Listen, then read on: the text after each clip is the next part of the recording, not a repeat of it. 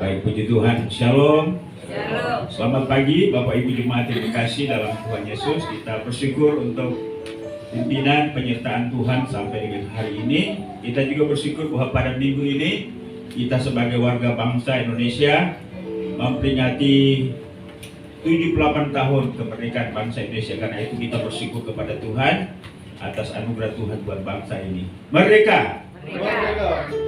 Baik, kita akan segera memulaikan ibadah kita. Saya berikan kesempatan untuk kita sekalian masing-masing bersaat teduh, berdoa kepada Tuhan. Biarlah Tuhan melawat kita hari ini. Biarlah seluruh pujian, penyembahan, persembahan kita berkenan di hadirat Tuhan. Firman Tuhan dalam Mazmur nomor 133 ayat 1 sampai dengan ayat yang ketiga berkata, sungguh alangkah baiknya dan indahnya apabila saudara-saudara dia bersama dengan rukun, seperti minyak yang baik di atas kepala, meleleh ke janggut, yang meleleh ke janggut harum dan ke leher jubahnya, seperti embun gunung Hermon yang turun ke atas gunung-gunung Sion, sebab kesanalah Tuhan memerintahkan berkat kehidupan untuk selama-lamanya. Haleluya. Mari siapkan pujian, katakan dekat padamu. Inilah kerinduan kami pada pagi hari ini Tuhan. Kami bersyukur, kami mau bersekutu bersama-sama, menikmati kebersamaan kami selaku keluarga Allah, menikmati kebersamaan kami dengan Engkau Bapa kami, Tuhan kami, Juru Selamat kami. Bertakdalah di atas puji-pujian dan penyembahan kami. Dialah Tuhan saja ditinggikan, dimuliakan. Kami siap untuk menerima berkat-Mu melalui firman pada hari ini, melalui puji-pujian. Terima kasih Tuhan.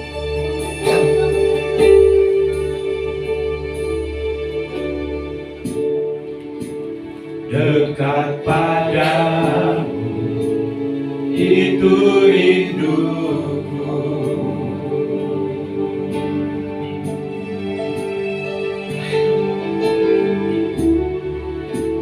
Setiap kataku, kau pun menunggu.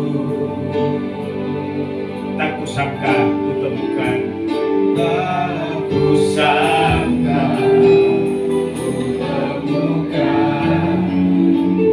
satu kasih yang abadi. Ini ku datang yang membawa hidupku.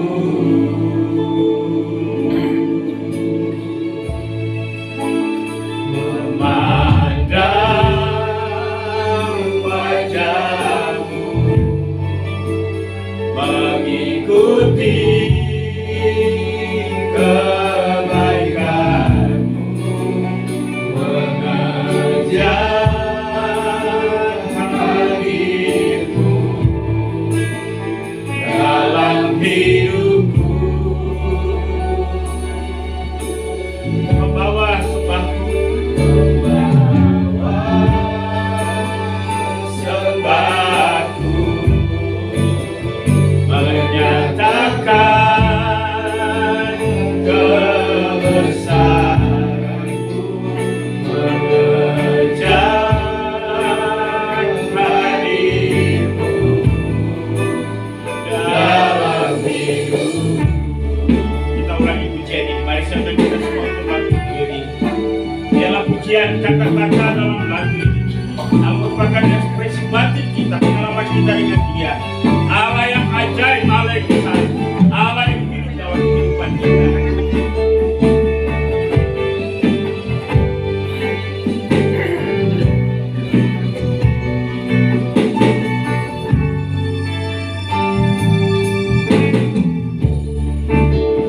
Dekat padamu, itu rinduku. Amen.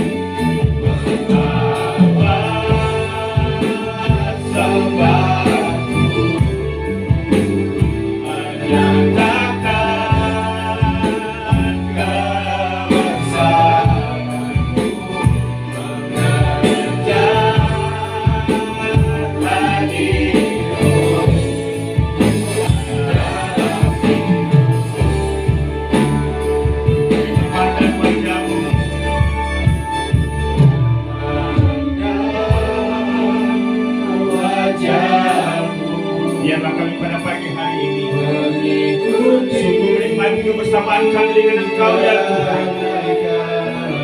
Menikmati hadirat-Mu, memandang wajah-Mu dalam iman kami.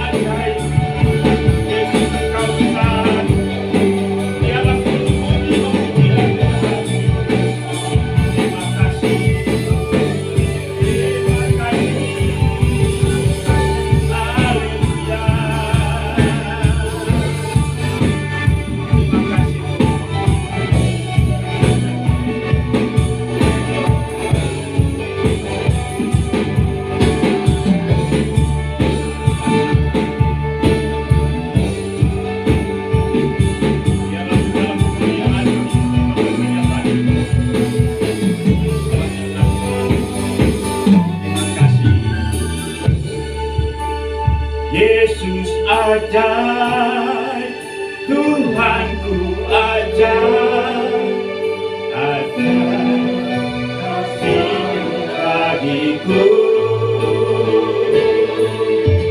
Yesus ajaib, Tuhanku ajaib, rahmat-Nya kekal selamanya. Katakan Yesus ajaib.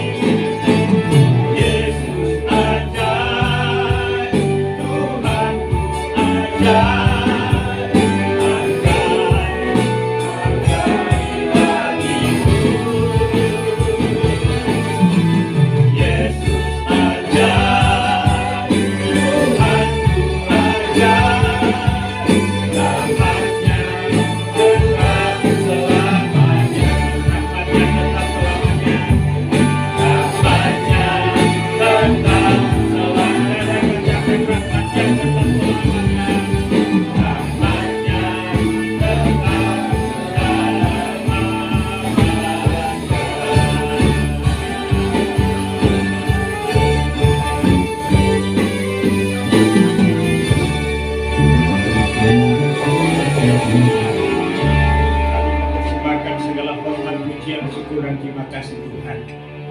Pagi hari ini kami telah berkumpul bersama-sama. Kami siap untuk beribadah. Kami akan memuji-Mu, menyembah-Mu, mendengarkan firman-Mu, bersekutu bersama. Kami percaya kehadiran-Mu di tengah-tengah kami. Roh Kudus yang ada dalam batin kami menggerakkan kami hari ini, sehingga kami antusias, semangat untuk beribadah. Mohon urapan bagi setiap hamba-hamba-Mu. Biarlah pelayanan hari ini dipersembahkan untuk kemuliaan Tuhan. Terima kasih Bapa. Ibadah kami pada pagi hari dari awal pertengahan hingga selesainya, Bukan dan kami tabiskan hanya di dalam nama Allah Bapa, Allah Anak dan Roh Kudus. Haleluya, sama-sama kita katakan. Amin.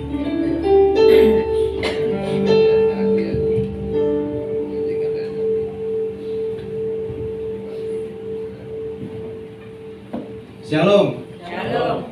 Siapa memuji Tuhan, amin. Amin. Yang bersuka cita angkat tangannya dong. Tos kanan kirinya ya. Biar nggak kabur.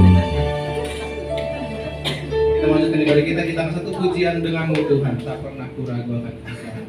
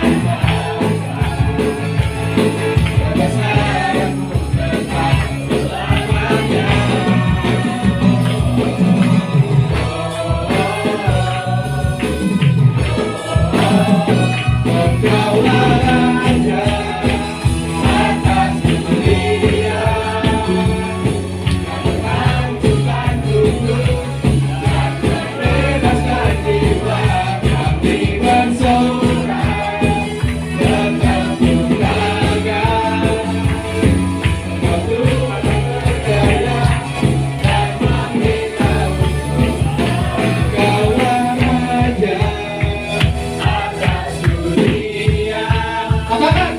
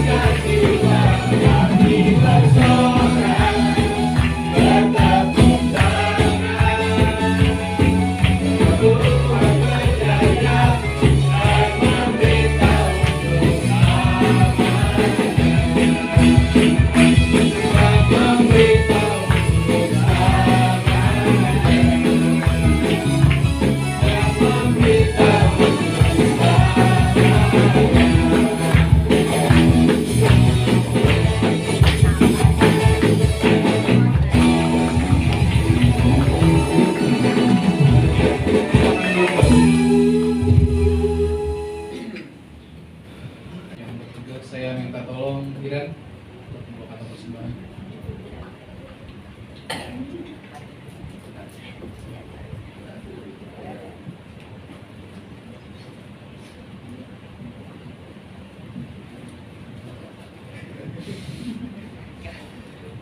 Mari kita saling dalam doa.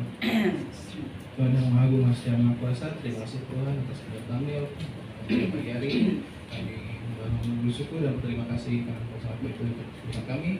Sampai kami berikan sedikit daripada yang kami punya Tuhan, biarlah apapun yang kami berikan itu dapat berguna bagi pekerjaan bersama Tuhan. Dan mau-Mu kami bisa bermulia dapat. Kami berdoa, haleluya, amin. Kita akan satu pujian NKI nomor 234, hitung berkat.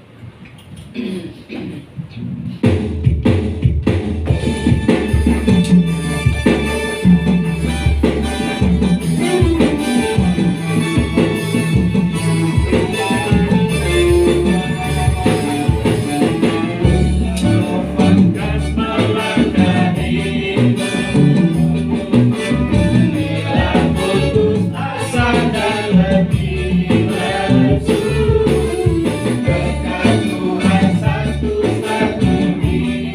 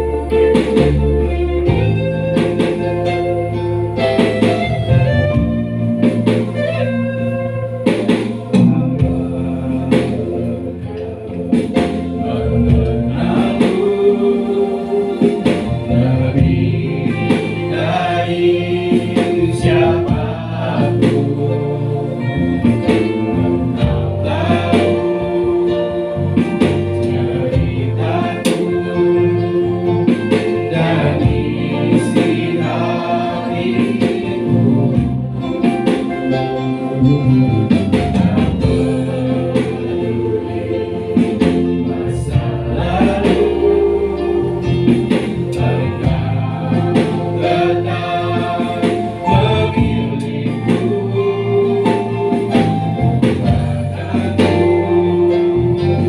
Sempurnakan jadi karya yang indah. Ini aku percaya, tiada yang mustahil bagimu. Kuasamu kuatkanku, rasaku berharap. Kini aku percaya pada rancanganmu bagiku. Ku ikuti panggilanmu.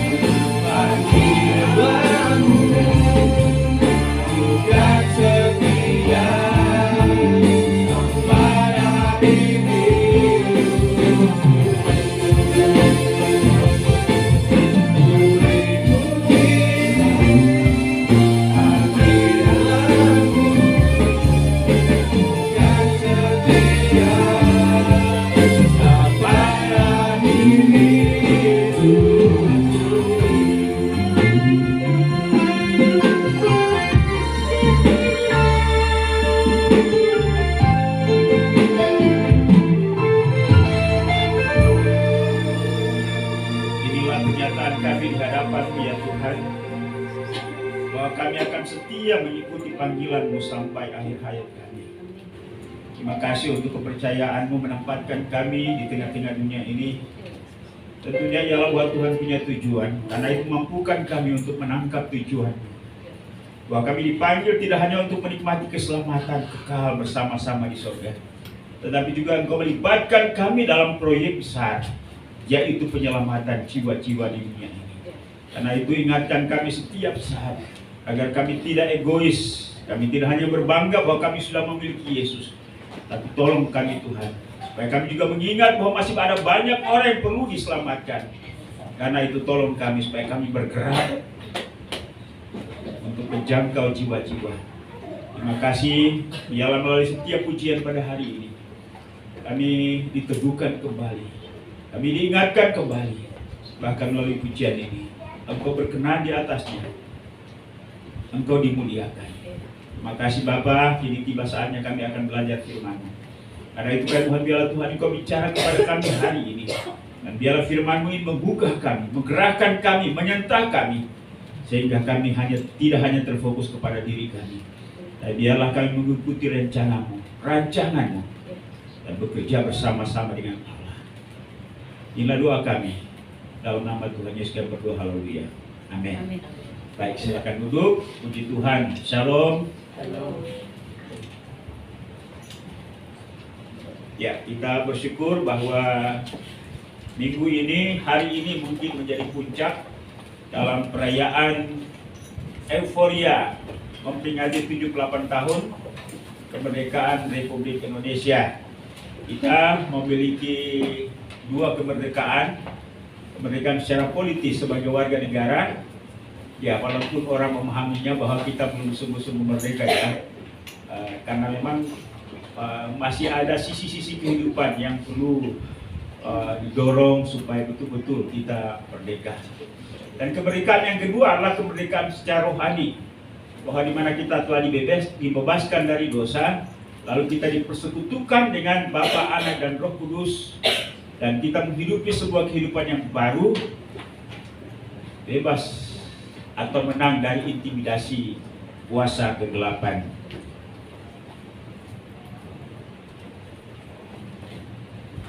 Ya, boleh kita serukan kata merdeka 3 kali? Ya, ikuti saya ya. Merdeka! Merdeka! Merdeka! Merdeka! Merdeka! Merdeka! Puji Tuhan ya, kita sudah merdeka ya. Ya, mari saya ajak kita untuk melihat bagian firman Tuhan yang menjadi pembelajaran kita, khususnya pada bulan Agustus ini. Sekali lagi buat seluruh gereja lokal, gereja Kemajuan Indonesia berbicara tentang misi ya. Karena itu mari saya ajak kita untuk melihat bagian firman Tuhan dalam Matius pasal 28 ayat 16 sampai dengan ayat yang ke-20. Saya akan bacakan ayat yang genap, Bapak Ibu Jemaat silakan membacakan ayat yang ganjil, 17, 19, dan 20 kita akan baca bersama-sama. Demikian bunyi firman Tuhan. Dan ke-11 murid itu berangkat ke Galilea, ke bukit yang telah ditujukan Yesus kepada mereka. Ketika 1, 2, 3. Ketika melihat dia, mereka menyembahnya, tapi orang berani. Yesus mendekati mereka dan berkata, "Kepadaku telah diberikan segala kuasa di surga dan di bumi. Karena itu pergilah, jadikanlah semua bangsa muridku, dan baptislah mereka dalam nama Bapa dan Anak dan Roh Kudus." Ayat 21, 23. Dan ajarlah mereka melakukan segala sesuatu yang telah kupintakan kepadamu. Dan ketahuilah, aku menyertai kamu senantiasa sampai kepada akhir zaman. Fokus kita yang menjadi perenungan kita pada hari ini ayat yang ke-19.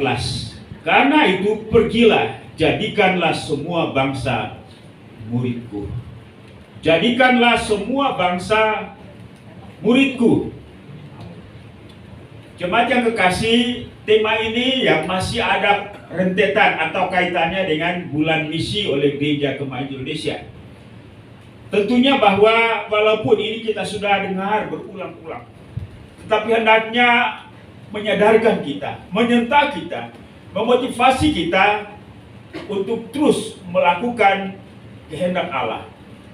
Jantung daripada hati Allah, jantung ya, hati Allah ada pada misi. Itu yang diyakini oleh Gereja Kemahiran Indonesia.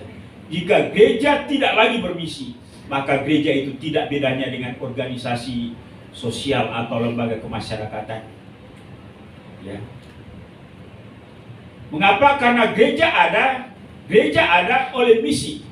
Gereja ada karena misi. Tanpa misi, maka gereja itu tidak mungkin ada. Dan misi itu dimulai dari Allah.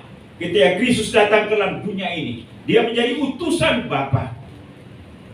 Dia mengajar, dia mengorbankan dirinya, mati bangkit, dan pada akhirnya naik ke surga. Dan semuanya itu Allah merupakan pekerjaan misi. Setelah ia naik ke surga, maka ia memerintahkan kepada murid-muridnya, hari ini kepada gereja. Yesus berkata, kepadaku telah diberikan segala kuasa di surga dan di bumi. Karena itu, pergilah. Kita sudah belajar pada minggu-minggu lalu bahwa kata pergi ini adalah kata perintah imperatif. Ya, pergi. Yang namanya perintah kalau tidak dilaksanakan ada konsekuensi. Ya, kita mengaku bahwa Yesus adalah Tuhan, Yesus juga adalah Raja. Ya, ini memang sangat terbalik dengan sistem pemerintahan teokrasi. Sistem pemerintahan Allah itu teokrasi. Kalau Republik Indonesia ini demokrasi. Ya, itulah sebabnya presiden itu sekarang tidak lagi dianggap sebagai raja ya, pemerintah. Dianggap sebagai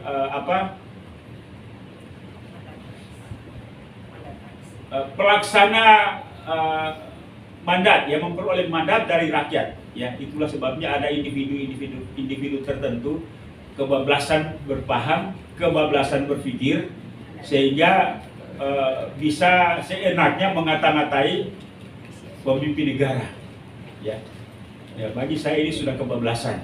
Ya, dengan berpikir bahwa karena dia digaji oleh rakyat dengan pajak, maka ketika dia melakukan atau salah di dalam melaksanakan tugasnya, maka dia boleh dikata-katain seperti apapun.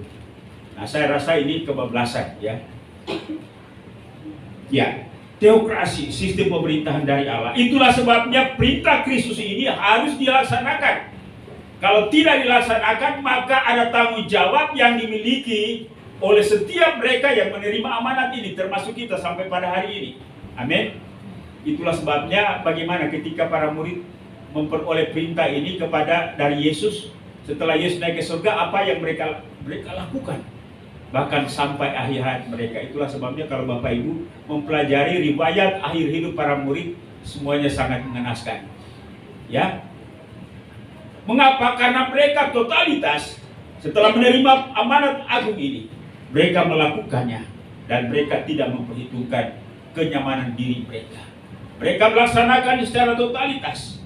Ya, Petrus digantung dengan kaki di atas, Thomas diseret-seret, ya. Yohanes dimasukkan ke dalam kuali yang berisi minyak mendidih. Dan oleh karena mujizat Tuhan, dia diselamatkan dan akhirnya dia dibuang ke salah satu pulau bebatuan yang namanya Pulau Patmos. Mereka menerima amanat ini. Itulah sebabnya ini menjadi contoh bagi gereja, bagi setiap kita, bahwa kita juga memiliki tanggung jawab yang sama dalam amanat agung. Bagaimana melaksanakan amanat agung yang kita artikan sebagai kata pergi?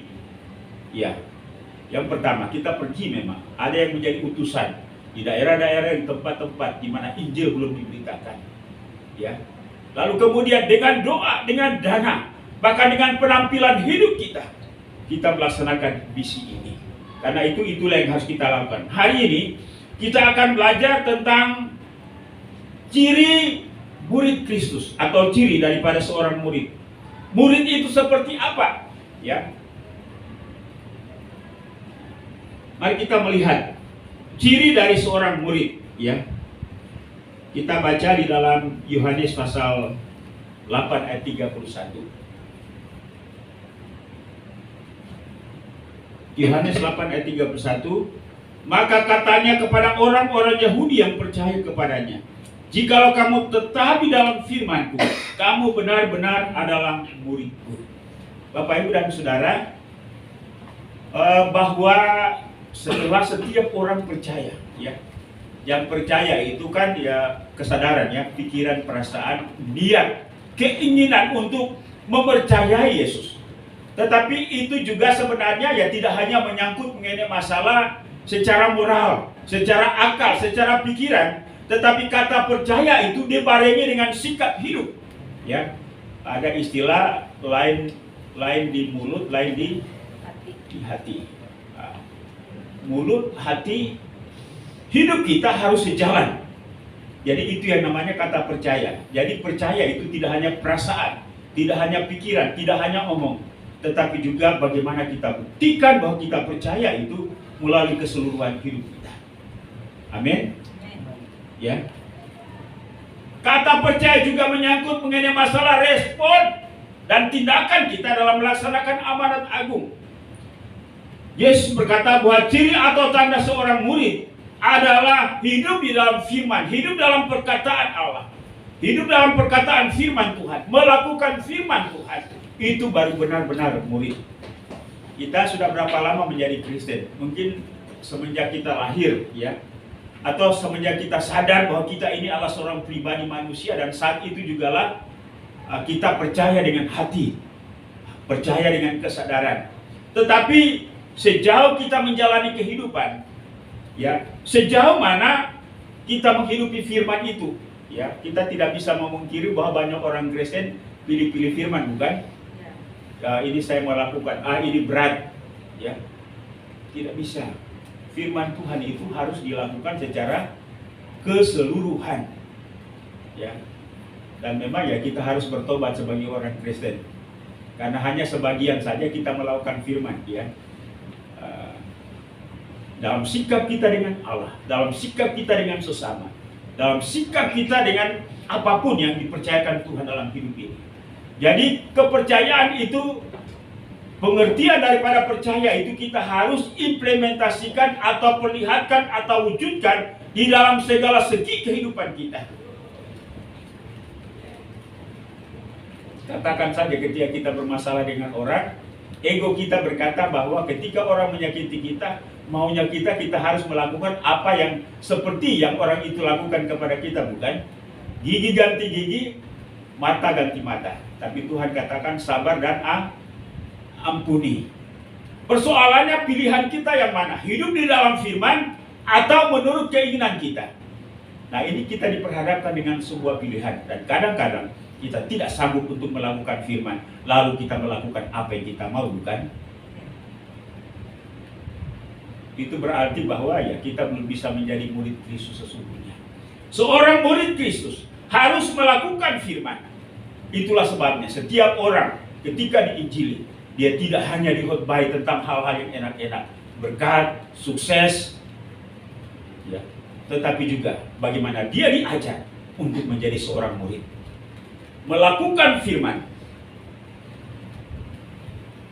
Yesus berkata, jikalau kamu tetap di dalam firman-Ku, kamu benar-benar adalah murid-murid-Ku.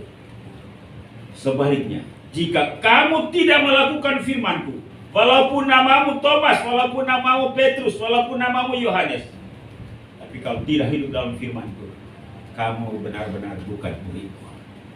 Itulah sebabnya, mau tahu bahwa seorang itu adalah murid Kristus adalah kalau dia hidup dalam firman. Amin. Nah, ini yang sekali lagi bahwa Bapak Ibu, hari-hari ini kita berada pada sebuah era keterbukaan dengan kemajuan teknologi informasi melalui handphone ini. Banyak informasi yang menyampaikan firman. Ya, itulah sebabnya di medsos itu banyak kegaduhan karena perbedaan pengajaran tentang, perbedaan penafsiran, perbedaan pengajaran tentang firman Tuhan melalui media sosial itu. Karena itu kita harus belajar dengan sungguh agar kita dapat menempatkan diri kita dengan benar bahwa kita percaya kepada ajaran yang benar yang sesuai dengan firman Allah. Seorang murid Kristus yang pertama adalah harus hidup di dalam firman. Ini tidak hanya cukup dengan diajar, tetapi didoakan, pendampingan, belajar, karena ia merupakan sebuah proses seumur hidup. Saya melihat bahwa banyak orang Kristen hari-hari ini, ya memang gembala agung kita itu adalah Yesus Kristus, ya. Yang kedua, Tuhan menggembalakan kita juga melalui seorang tokoh rohani. Bapak Ibu setuju?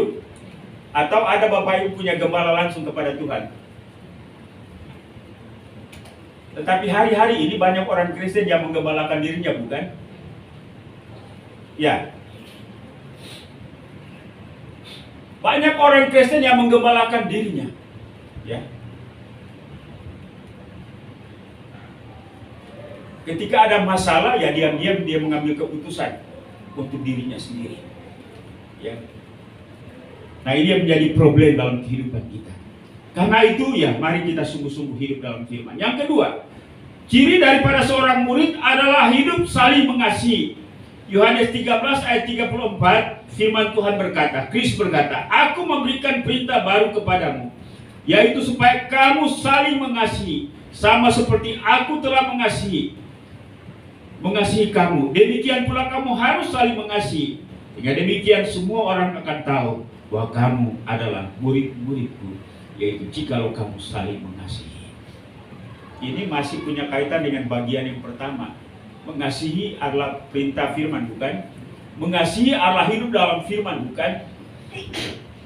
Hidup saling mengasihi. Memang kadang-kadang kita tidak memiliki ukuran. Bagaimana sih ukuran mengasihi itu? Ada orang hanya mengasihi dengan perasaan, kan? Saya mengasihi. Ketika ada orang yang membutuhkan pertolongan, kita bisa lakukan, kita enggan untuk melakukannya. Itu bukan kasih, itu hanya kasih di bibir atau kasih yang mandul. Ya. Yang namanya padi itu di dalamnya pasti ada isinya, ya. Tapi ada juga padi yang kosong, ya. Ya. Hendaknya kita memiliki hati yang memang penuh kasih. Dan kasih itu dibuktikan dalam sikap, dibuktikan dalam tindakan. Itu menyangkut mengenai masalah keseluruhan sikap hidup kita. Baik yang berkaitan dengan masalah, ya, moralitas, sikap maupun juga tindakan. Semuanya harus sejalan. Yesus memberikan sebuah contoh dan teladan di dalam Alkitab bahwa ada seorang yang kedatangan tamu itu membutuhkan makanan atau ya perlu ditolong, tetapi setelah orang itu keluar dari rumah itu, tuan rumah katakan silakan jalan, padahal sebenarnya dia harus ditolong oleh tuan rumah itu. Tuhan memberkati engkau, itu kalimat yang bagus selalu disampaikan oleh orang Kristen, kan? Seharusnya dia bisa menolong itu, dia katakan Tuhan memberkatimu. Ya, Tuhan bilang saya memberkati dia lewat kamu, kan? Saling mengasihi, ya. Jadi murid Kristus pasti mengasihi sesamanya. Saling mengasihi antara satu dengan yang lain. Ini tidak bisa tidak.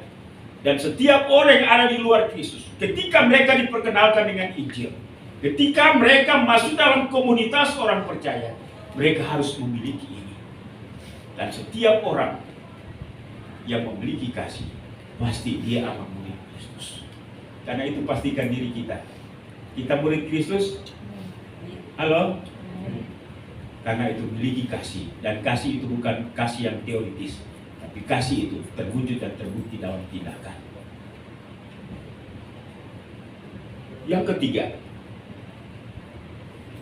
tanda seorang murid, yaitu menjadikan Kristus sebagai hal yang paling utama di dalam hidupnya. Dalam Lukas pasal 14 ayat 26, firman Tuhan berkata, jikalau seorang datang kepadaku dan dia tidak membenci bapaknya, ibunya, istrinya, anak-anaknya, saudara-saudaranya laki-laki atau perempuan, bahkan nyawanya sendiri, ia tidak dapat menjadi muridku. Kata membenci di situ bukan dalam arti bahwa kita harus memusuhi seisi rumah kita, tapi ini berbicara tentang prioritas utama. Ketika kita diperhadapkan dengan sebuah pilihan, Kristus atau hal yang lain, Pak Kristus katakan, saya yang harus utama dalam hidupmu. Ya. Ya memang ini juga terbukti dalam pengalaman-pengalaman, katakan ketika seseorang dari luar Kristus untuk percaya kepada Kristus, dia mengambil sebuah keputusan. Jika lingkungan keluarganya itu menolak Kristus dan tidak memberi izin, tidak merestui, tidak merelakan yang bersangkutan untuk percaya kepada Kristus, maka orang tersebut harus memilih Kristus atau keluarganya. Tapi banyak kesaksian-kesaksian, banyak orang ketika dipilih, dipanggil dan mengambil sebuah keputusan, mereka meninggalkan keluarga mereka. Ini yang dimaksud, ya, bukan membenci dalam arti moralitas perasaan, ada kemarahan, ada kebencian terhadap keluarga. Tapi ini berbicara tentang prioritas ketika kita mengambil sebuah keputusan. Kristus atau ayah, atau ibu, atau anak-anak, atau ekonomi, atau jabatan. Tetapi pengalaman juga membuktikan bahwa ada banyak orang Kristen ketika diperhadapkan dengan harta, ketika diperhadapkan dengan jabatan, dia lebih memilih jabatan, bukan? Tapi Kristus katakan, jikalau seorang datang kepadaku dan ia tidak membenci bapaknya, ibunya, artinya memberikan prioritas utama kepada Kristus, maka orang itu tidak layak menjadi murid Kristus. Satu saat seorang muda yang datang kepada Yesus, memang tujuan niatnya adalah untuk mencoba Yesus. Dia berkata, "Guru, perbuatan baik apa yang harus kulakukan agar aku masuk dalam kerajaan Allah?" Yesus katakan apa dikatakan oleh hukum Taurat, ya, dan lain-lain sebagainya. Orang muda itu berkata, "Guru, saya sudah melakukan semuanya itu dari kecil. Tinggal apa lagi sekarang?" Dan Yesus tahu bahwa orang itu adalah orang kaya. Yesus berkata, "Pergilah jualah hartamu, kemudian bagi-bagikanlah itu kepada orang miskin. Setelah itu ikut aku." Ini berbicara tentang prioritas utama. Ketika kita tidak menempatkan Kristus sebagai hal yang paling utama dalam hidup kita, Kristus katakan, "Engkau tidak layak menjadi muridku." Ada saat-saat tertentu kita diperhadapkan dengan situasi seperti ini. Apa pilihan kita? Jikalau seorang datang kepadaku dan ia tidak membenci bapaknya, ibunya, istrinya, anak-anaknya, saudara-saudaranya laki-laki atau perempuan, bahkan nyawanya sendiri, ia tidak dapat menjadi murid. Hendaknya Kristus menjadi hal yang paling utama dalam hidup kita. Dan setiap orang yang percaya kepada Kristus harus diajar untuk seperti ini. Mungkin kita bertanya dalam diri kita, emang ikut Kristus dapat apa? Itu juga jadi pertanyaan Petrus, bukan? Dalam Matius pasal 19 ayat 28, Petrus berkata, lalu Petrus menjawab dan berkata kepada Yesus, "Kami telah meninggalkan segala sesuatu dan mengikut Engkau. Jadi apakah yang akan kami peroleh?" Yesus menjawab dalam ayat 29, "Dan setiap orang yang karena namaku meninggalkan rumahnya, saudaranya laki-laki atau saudaranya perempuan, bapak atau ibunya, anak-anaknya atau ladangnya, akan menerima kembali 100 kali lipat dan akan memperoleh hidup yang kekal." Ketika dalam pengalaman pembimbingan saya kepada seorang yang baru percaya kepada Kristus, saya selalu ajar bahwa kamu sudah benar mengambil keputusan menerima Kristus walaupun kamu dikucilkan, disangkal oleh keluargamu. Bahkan mereka juga dicoret dari daftar kekeluargaan, termasuk juga dicoret sebagai ahli waris, ya. Tetapi jangan pernah membenci mereka, ya. Orang tua tetap orang tua, dan sampai kapanpun kebenaran bahwa mereka adalah orang tuamu. Fakta bahwa mereka menolak kamu, membenci kamu, itu adalah fakta. Tapi itu tanggung jawab mereka. Tapi kamu harus mengasihi, mendoakan mereka, bersikap santun dan tempatkanlah mereka sebagai orang tua, ya. Dan pada akhirnya lama-kelamaan mereka diterima kembali, bukan? Ya. Dan itulah. Karena itu kita harus berani melangkah untuk mengutamakan Kristus. Dan ingat bahwa segala keputusan kita di dunia ini menyangkut memberikan prioritas utama kepada Kristus. Yesus katakan semuanya tidak sia-sia. Di dalam kekekalan kita akan memperoleh upah. Bahkan Kristus katakan, engkau akan menerima 100 kali lipat.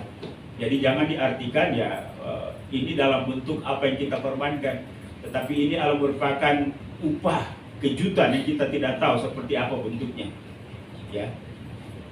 Pak Yaman 100 kali lipat itu bentuknya apa? Tidak jelas ya. Nah ini juga menyangkut mengenai masalah iman dan harapan kan? Iman dan harapan. Tapi ya biarlah, kita tidak usah tahu. Kita jadikan itu sebagai sebuah kejutan nanti ketika Tuhan kasih. Dan saya rasa bahwa kegembiraannya melebihi apapun yang pernah kita peroleh di dunia ini. Sesuatu yang menyenangkan hati kita. Gitu ya Pak Cesar? Ya. Pak Cesar senang dengan keberadaan Sarah sebagai istri, tapi ada sesuatu yang Tuhan sudah siapkan, ya. Tapi bukan bidadari, ya. Ya. Ya. Itu ajaran yang lain itu, tapi ya ajaran kita tidak seperti itu. Biarkanlah itu menjadi sebuah rahasia, tapi nanti menjadi sebuah kejutan bagi setiap kita. Kristus katakan menerima kembali 100 kali lipat dan memperoleh hidup yang kekal. Ya. Kalau Alkitab tidak jelaskan, jangan cari tahu lalu kemudian memperoleh informasi yang salah. Ya, ya di dalam penyelidikan eksegesi saya mengenai masalah ini ya kita juga tidak tahu. Tapi ada hal-hal yang bentuknya tidak dalam bentuk fisik, yang kita pernah lihat, yang kita pernah alami dalam kehidupan kita sekarang ini sebagai manusia. Ada sesuatu. Sekali lagi, dan biarkan itu menjadi rahasia Tuhan untuk kita. Dan ketika kita menerimanya, sukacitanya luar biasa, yaitu sukacita yang belum pernah kita peroleh dalam pengalaman hidup kita di dunia ini. Karena itu, mari prioritaskan Tuhan. Ya, kadang-kadang ya dalam hidup kita tidak bisa memungkiri bahwa kita menomorduakan Tuhan. Ya, antara suami, antara istri, ya. Ada istri ketika dia tahu firman Tuhan, lalu dia melakukan, dia bilang suami saya tidak mau, ya. Ya. Atau juga sebaliknya, seorang suami memperoleh firman Tuhan itu kebenaran, ketika dia melakukan, dia bilang, Pak, kalau saya lakukan ini saya ribut dengan istri, ya. Nah, berarti dia masih takut dengan istri, ya. Ya. Mari lakukanlah kebenaran firman Tuhan. Yang terakhir, ciri daripada seorang murid, yaitu rela menderita demi Kristus. Lukas 14 ayat 27 firman Tuhan berkata, barang siapa tidak memikul salibnya dan mengikut aku, ia tidak dapat menjadi muridku. Ya, salah satu simbol arti daripada salib adalah penderitaan. Ya. Memang mengikut Kristus tidak enak secara jasmani, tidak enak secara fisik, ya. Yesus pun juga sebenarnya secara manusia enggan, ya, walaupun ya sekali lagi kita tidak menggunakan kata-kata Yesus terpaksa disalib atau Yesus terpaksa menerima salib itu. Yesus sudah menyadarinya. Tapi ketika ia berdoa, biarlah cawan ini lalu daripadaku, sebenarnya menggambarkan tentang betapa beratnya penderitaan yang dialami oleh Yesus. Nah, walaupun demikian, ia harus memilih kehendak Bapaknya. Ia melakukan semuanya itu.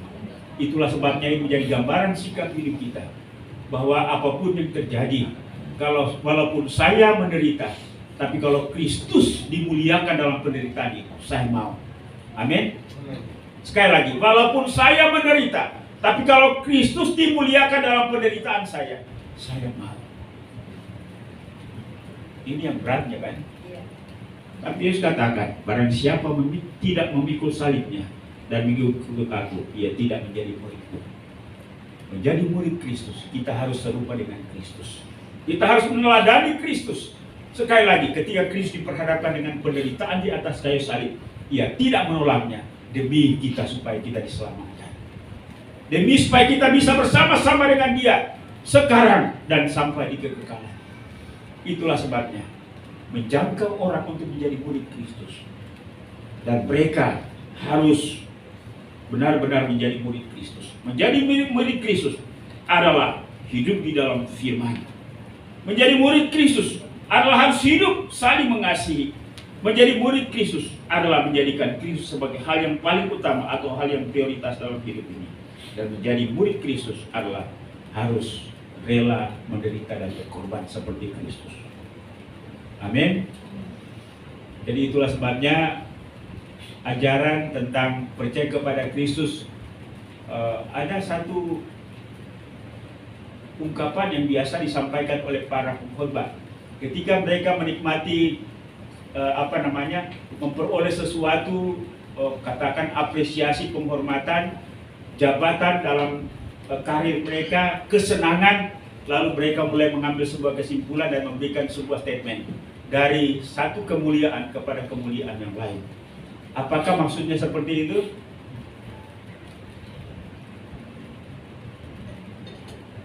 Sekali lagi, kemuliaan selalu didahului dengan pengorbanan, bukan? Ya. Jadi siapa yang tidak mau berkorban, lalu kemudian dia hanya memperoleh kemuliaan, maka saya rasa bahwa itu sesuatu yang instan. Dan sesuatu yang instan adalah selalu jalan pintas, dan itu tidak benar. Jadi ketika kita mengalami penderitaan, ketika kita mengalami hinaan, ketika kita mengalami olok-olokan, ketika kita mengalami sesuatu yang tidak enak, karena Kristus, berarti kita sementara mengalami kemuliaan. Kita layak untuk memperoleh kemuliaan dan setiap pengalaman itu. Karena itu, jika kita mengalami sesuatu yang tidak menyenangkan dalam hidup ini, bertahan dan anggap itu bahwa ini merupakan bagian daripada kehidupan, memikul salib. Karena jikalau kita memberontak, jikalau kita berekspresi yang tidak benar, maka itu berarti bahwa kita tidak layak menjadi murid Kristus. Karena itu, sekali lagi, seorang murid rela menderita. Amin.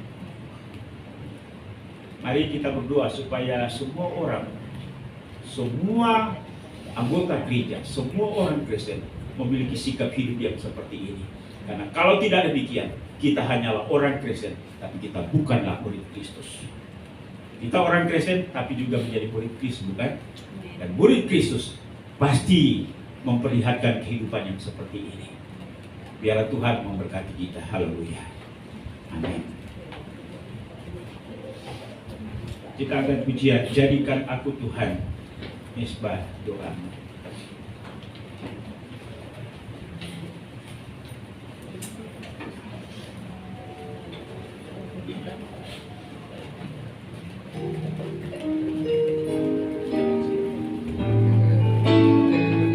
Mari sama kita semua berbalik diri.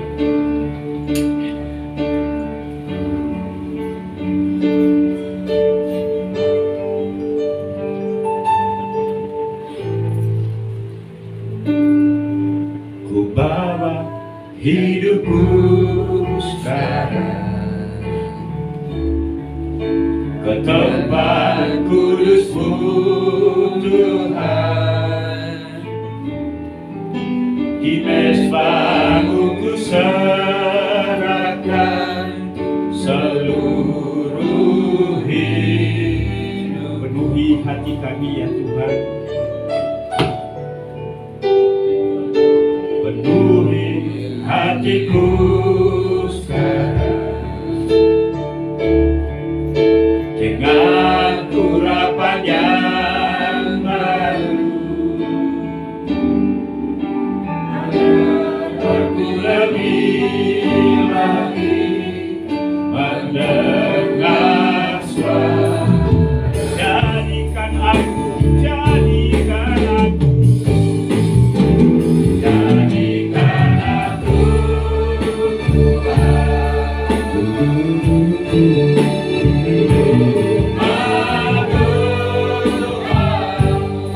agar semua suku bangsa, agar semua suku bangsa datang. Jadikan aku, jadikan kami, jadikan aku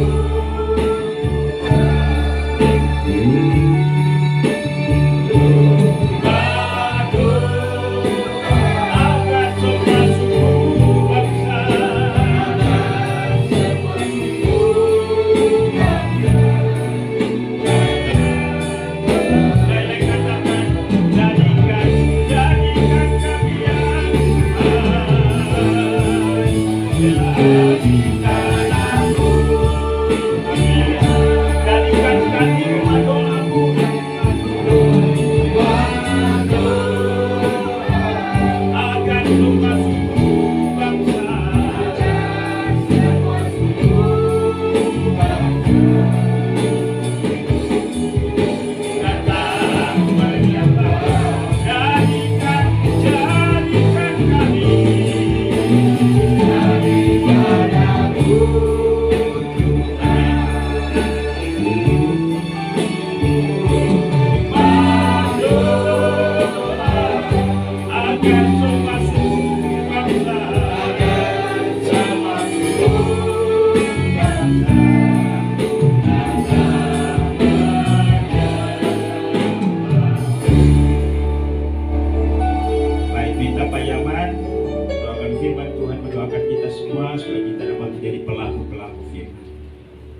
surgawi, kami diingatkan kembali di pagi hari ini supaya kami menjadi orang yang percaya kepada Kristus dan memastikan diri kami adalah murid Kristus yang melakukan apa yang dilakukan oleh Tuhan Yesus Kristus, apa yang dikasihani oleh Tuhan Yesus Kristus, dan kami juga mengasihani.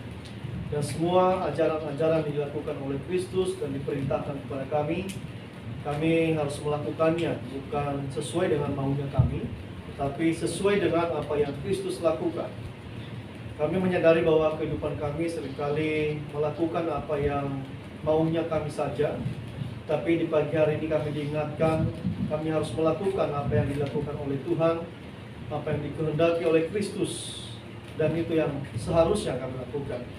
Baik itu dalam pergaulan kami, dalam kami membesarkan anak kami, dalam kami membangun keluarga sebagai pasangan suami istri, dalam kami mengelola keuangan kami, dalam kami bekerja, dalam kami melayani, dan semua lini kehidupan kami harus melakukan sesuai dengan yang Kristus lakukan, dan itu yang perlu kami contoh.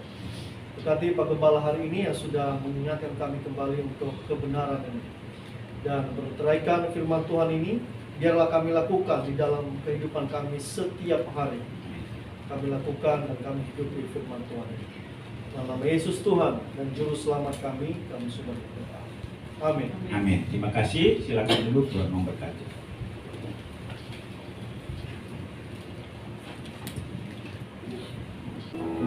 Ya, terima kasih untuk Bapak Ibu yang sudah melayani hari ini. Tuhan memberkati kita sekalian. Kita akan memusaikan ibadah ini. Mari saya ajak kita sekalian untuk bangkit berdiri. Kita nyanyi nomor 300 dalam nyanyian Kemenangan Iman. Kita nyanyikan ayat yang pertama saja.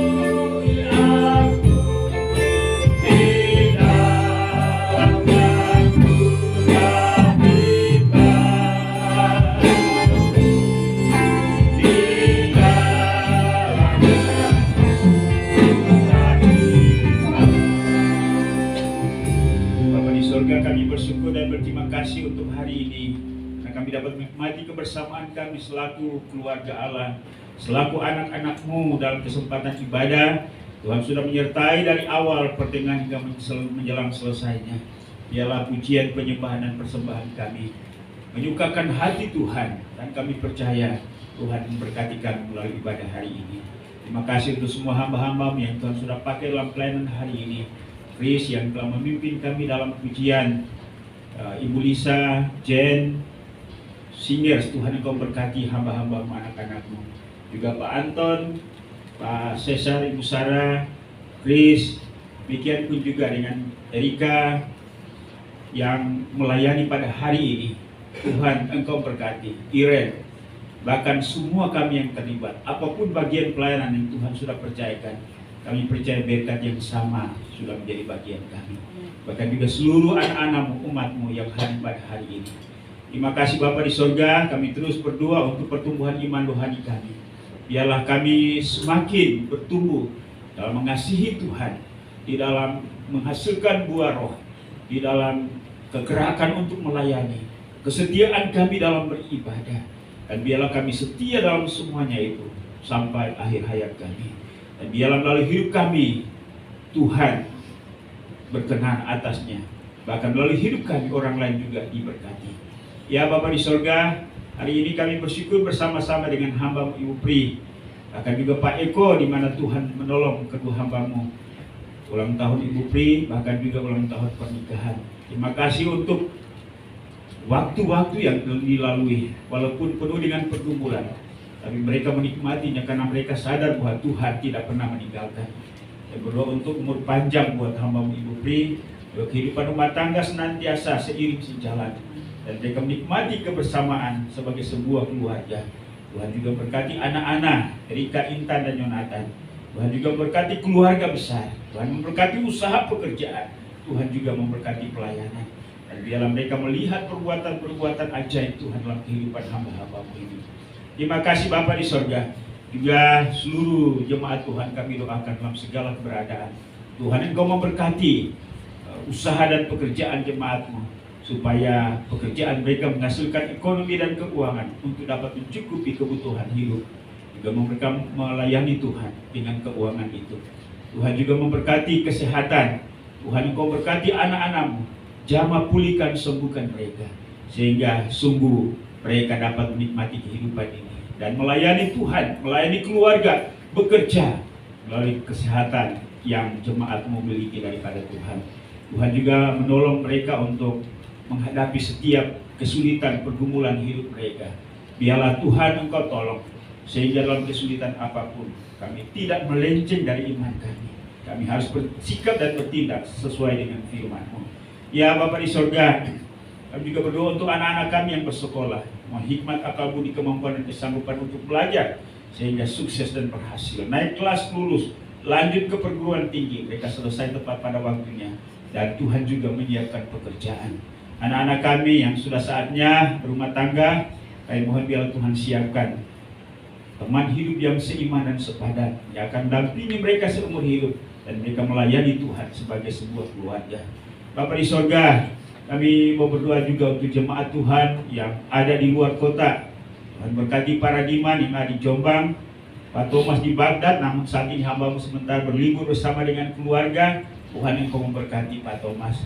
Demikian juga Pak Kon yang ada di Bogor, untuk Ibu Vivi yang ada di Amerika, juga untuk Alvin, Ine, demikian pun juga dengan Tirta, Claudia. Tuhan Engkau memberkati mereka juga. Bahkan Bapak Ibu yang lain yang ada di tempat yang lain hari ini, Tuhan Engkau berkati. Dan pertemukan kami kembali pada waktu yang Tuhan sudah tentukan untuk kami menikmati kebersamaan seperti dalam ibadah seperti ini. Ya Bapa di sorga, kami juga mau berdoa Tuhan untuk tempat ibadah kami. Kami sudah berjanji, dan terima kasih untuk jemaat-Mu yang sudah mendukung. Dan biarlah Tuhan Engkau mencukupkan dana ini, sehingga kami boleh melanjutkan tempat ibadah kami. Bahkan kerinduan besar kami Allah supaya kami memiliki tempat ibadah sendiri. Tuhan, kami terus berharap dan berdoa kepada Tuhan. Ya Bapa di sorga, kami berdoa juga untuk gereja Kemajuan Indonesia, baik pada tingkat pusat, wilayah, daerah, sampai kepada gereja-gereja lokal. Tuhan Engkau berkati gereja ini yang pada bulan ini sementara menggaungkan misi melalui khotbah-khotbah. Biarlah khotbah-khotbah itu sungguh diterima, ditangkap, dan motivasi jemaat Tuhan untuk bersatu, untuk melihat jiwa-jiwa yang belum diselamatkan.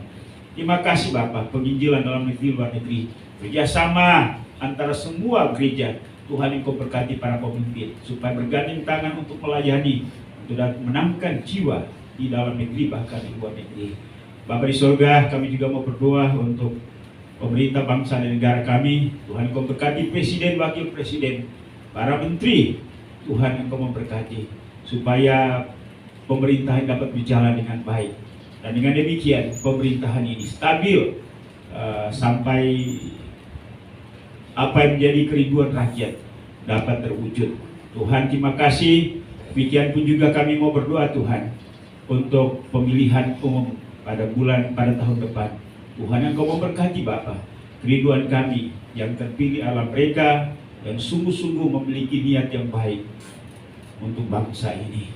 Bapa di sorga, kami mengucap syukur juga untuk persembahan jemaat-Mu pada hari ini. Engkau memberkati seluruh jemaat yang sudah memberi dengan sukacita. Kami percaya apa yang kami tabur itu yang akan kami tuai. Inilah doa kami Bapa.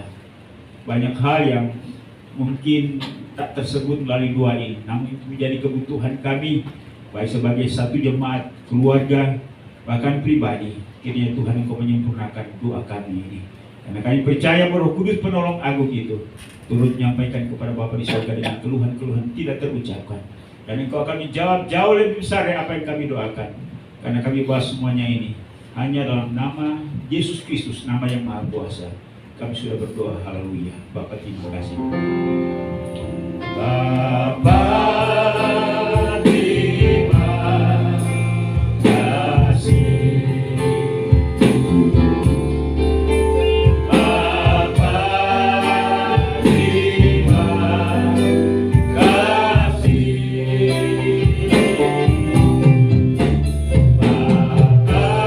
Bapa di dalam surga,